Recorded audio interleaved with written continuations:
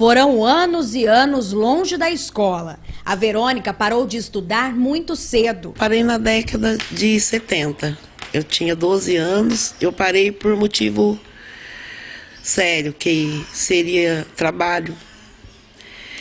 Eu tinha que trabalhar porque a vida era muito dura e o acesso ao material escolar era muito difícil.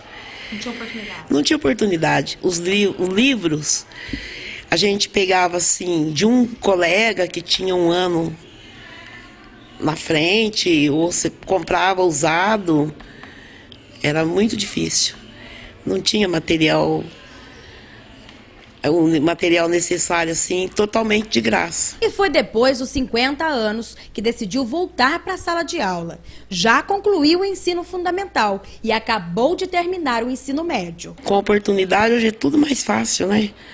A gente tem acesso a tudo, biblioteca, computador, tem o Enem, né? Que a gente pode estar fazendo aí uma faculdade.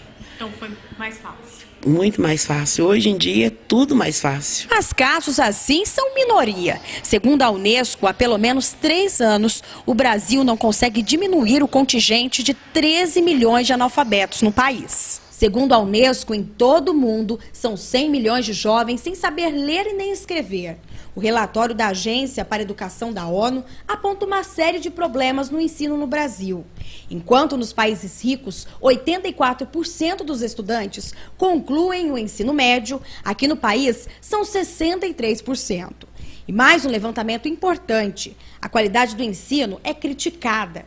No Brasil, menos de 50% dos alunos demonstram habilidades em ciências. No Japão, por exemplo, esse índice é de 90%. O grande motivo são as desigualdades sociais, a condição de miserabilidade em que parte da nossa população ainda vive e, principalmente, a falta de investimentos do governo, que vem cortando sistematicamente a verba de educação, assim como vem cortando a verba de saúde.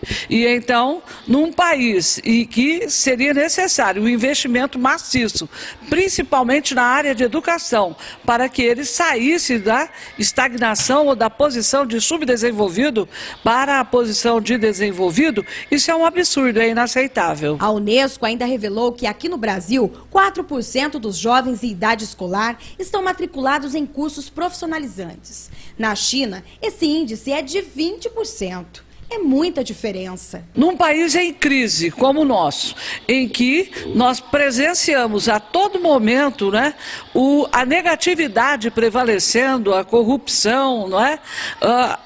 E então isso não motiva o jovem a buscar o conhecimento, a buscar a educação, não é? Então ele se acomoda e isso é muito grave, porque contribui não apenas para que haja mais analfabetos, mas que surjam cada vez mais os analfabetos funcionais, aqueles que foram alfabetizados ou mal alfabetizados e não são capazes de ler e escrever. E no momento em que necessitam desse conhecimento para poder conseguir um emprego, para se inserir no mercado de trabalho, eles se tornam incapazes, não é? E então, esse é um problema gravíssimo que precisa ser enfrentado. Falta muito incentivo no Brasil. A educação era para estar bem mais avançada.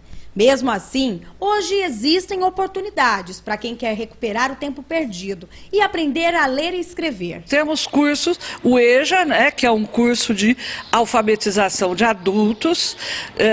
Temos várias opções. As escolas estão abertas e são oferecidos vários cursos.